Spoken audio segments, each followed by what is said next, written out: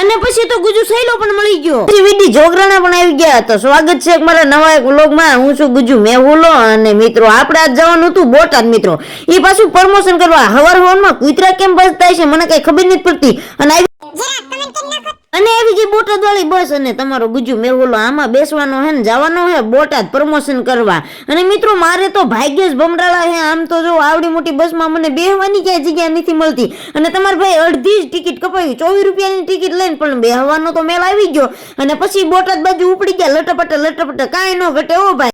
વીછી આપું ગયા ને લઈ લીધો નાસ્તો. એક લીધી બોટલ 20 વાળી ને 10 વાળો સેવડો. અરે પાડા તારી જિંદગીમાં ધૂળ પડી, તને સેવ મમરા ખાવાનું જો. અને પહોંચી ગયા બોટાદ ને આપણને આવી ગયા વિજયભાઈ તેડવા આવી ગયા. જરા કમેન્ટ કરી દીજો ભાઈ, કાંઈ ન ઘટે.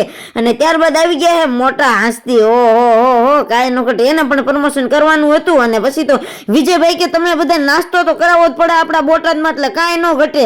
અને પછી તો ડાયલોગ ના માસ્ટર એવા વીડી જોગરાણા ને મળી લીધું અને વીડી જોગરાણા રે કરી નાખ્યા આપણે રામ. બીજું શું હોય મિત્રો.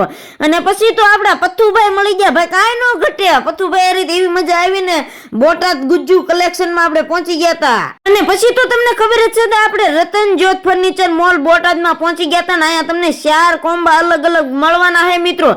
અને સ્ટાર્ટિંગ ની વાત કરી લઉં તો 55,500 માં તમને બધી વસ્તુ મળી જાય ને કાંઈ ન ઘટે. એકવાર મુલાકાત તો જરૂર કરજો મિત્રો.